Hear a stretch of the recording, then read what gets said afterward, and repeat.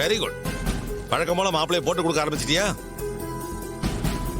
அவர் ஈஸ்வரிக்கு எதிராக எப்ப என்ன பண்ணிருக்காரு? அவர் மேடையில் பேசுறது கூட உண்மையா தான் இருக்கும். நீதான் அதை நல்லா திருச்சி சொல்லிட்டு இருக்க. ஆமா மாமா, சகல் அங்க உண்மையிலேயே அத்தைய பத்தி உயர்வா தான் பேசினாரு.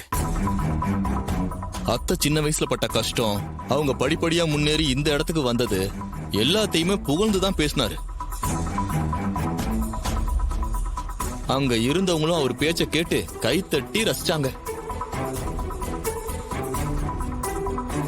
இவங்கதான் வழக்கம் போல சிண்டு முடிகிற வேலையை பாக்குறாங்க. டேய், நீதான் அவனுக்கு ஜால்ரா அடிச்சு அக்காக்கு எதிரா பேசிட்டு இருக்க. அக்கா, இவங்க பேசுறது எதையும் பெருசா எடுத்துக்காத. அவன் உன்னை புகழ்ந்து பேசினதே திரும்பவும் இந்த வீட்டுக்குள்ள வரதுக்காக தான். நீ அதுக்கெல்லாம் மயங்கிடாதக்கா. சித்தி,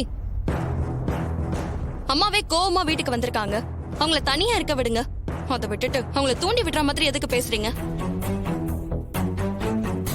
நான் கூட அத்தை கோவத்துல விருத வாங்காம வந்துருவாங்களோன்னு நினைச்சேன். நல்ல வேலை அப்படி எதுவும் நடக்கல. சகலக்கிட்ட இருந்து அவார்டை எந்த எதிர்ப்பும் இல்லாம வாங்கிட்டாங்க. அதான்டா என் அக்காவோட பெருந்தன்மை. அவன் எதிரியா இருந்தாலும் சைலண்டா வாங்கிட்டு வந்தா பாரு. சரி, நடந்ததையே எல்லாரும் பேசிக்கிட்டு இருக்க வேண்டாம். அதை நினைச்சாலே எனக்கு கடுப்பா இருக்கு. நான் போய் ரெஸ்ட் எடுக்கிறேன்.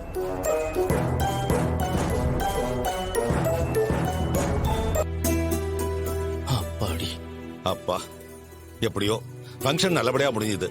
அது வரைக்கும் சந்தோஷம் தான். சொல்லுங்க.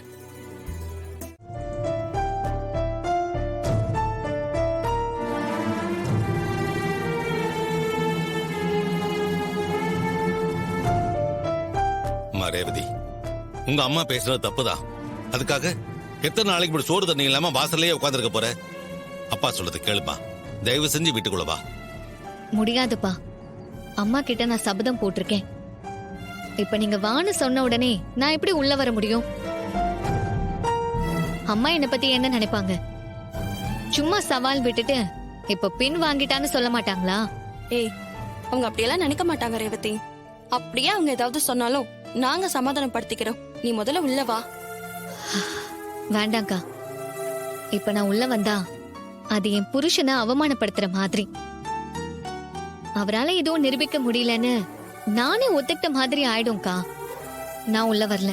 என்ன ரேவதி, நாங்கெல்லாம் வீட்டுக்குள்ள இருக்கிறப்போ நீ மட்டும் இங்க உட்கார்ந்து இருக்கிறது ரொம்ப கஷ்டமா இருக்குமா? தயவு செய்து எங்களுக்காகவாது உள்ளவாமா. சாரி மாமா, என் புருஷன் இல்லாம நான் இந்த வீட்டுக்குள்ள வரமாட்டேன். அம்மாவுக்காகவும் இந்த குடும்பத்துக்காகவும் எவ்வளவு செஞ்சிருக்காரு. அதெல்லாம் கொஞ்சம் கூட நினைச்சு பார்க்காம வீட்டுக்குள்ள வராதுன்னு சொல்றத என்னால கொஞ்சம் கூட ஏத்துக்க முடியல மாமா. மனசுக்குள்ள அது ஒரு முள்ள குத்திக்கிட்டே தான் இருக்கு. ஏய், இவ்ளோ தூரம் வீராப்பா பேசுறியே, உன் புருஷனால நிரூபிக்க முடியாம போனா என்ன பண்ணுவ? இப்படியே பச்சை தண்ணி குடிக்காம பட்டி கிடந்து சாக போறியா? ஏன் அப்படி அபசகுணமா பேசுற? உன் வாயில நல்ல வார்த்தையா வராதா? உன்னை யாரு இங்க வர சொன்னது? முதல்ல இந்த இடத்தை விட்டு போ. நெருப்புன்னு சொன்னா வாய் சுற்றுமா என்ன? ஏதோ பேச்சுக்கு சொன்னா அதையே சீரியஸா எடுத்துக்கிறீங்க. சித்தி, நீங்க கிளம்புங்க. இன்னும் பேசி யாரையும் காயப்படுத்த வேண்டாம். விடுக்கா, நம்ம கஷ்டப்பட்ட இவங்களுக்கு கொண்டாட்டம் தானே, இருந்துட்டு போட்டும். வா.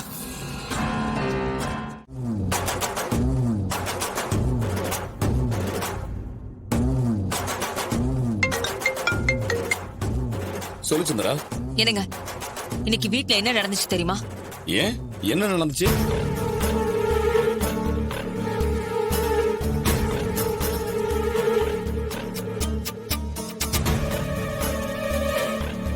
இங்க பாருங்க, அந்த டிரைவர் பையன் எப்படியாவது உண்மையை கண்டுபிடிக்கணும்னு வெளியில போயிருக்கான்.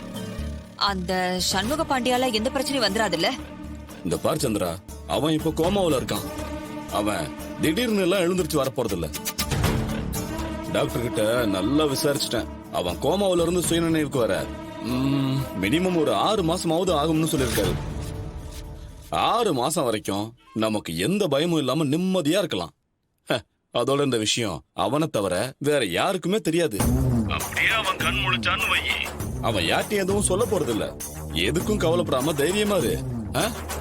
அந்த டிரைவர் பையலால எதையுமே கண்டுபிடிக்க முடியாது. சரிங்க, உங்ககிட்ட பேசினதுக்கு அப்புறம் தாங்க கொஞ்சம் நிம்மதியாவே இருக்கேன். சரி வச்சறேன். சரி.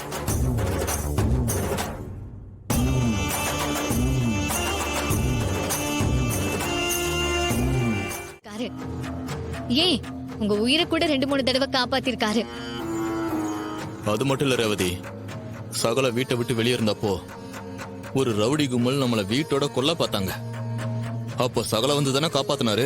டேய், நீ என்ன இப்ப பாயிண்ட் எடுத்து கொடுக்கறியா? உண்மைய சொன்னா உங்களுக்கு ஏன் கோவம் வருது?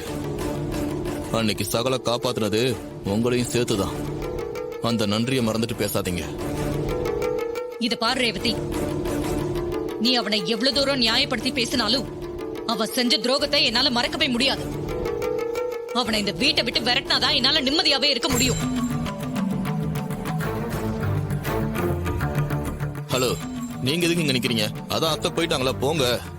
டேய், உனக்கு இன்னும் அந்த நக்கல் நையாண்டில போலல, உன்னை பாத்துக்கிறேன் இரு. ம், இங்கதான் இருப்பேன், வாங்க.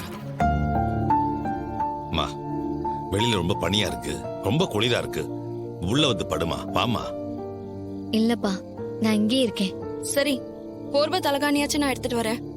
இல்ல வேண்டாம், நான் வெறும் தரையிலே படுத்துக்கிறேன். இருந்தாலும் நீ ரொம்ப பிடிவாதக்காரிடி. எதுவுமே வேணான்னு சொல்ற. சரி, நீங்க போய் படுங்க. அப்பா, நீங்களும் போங்கப்பா.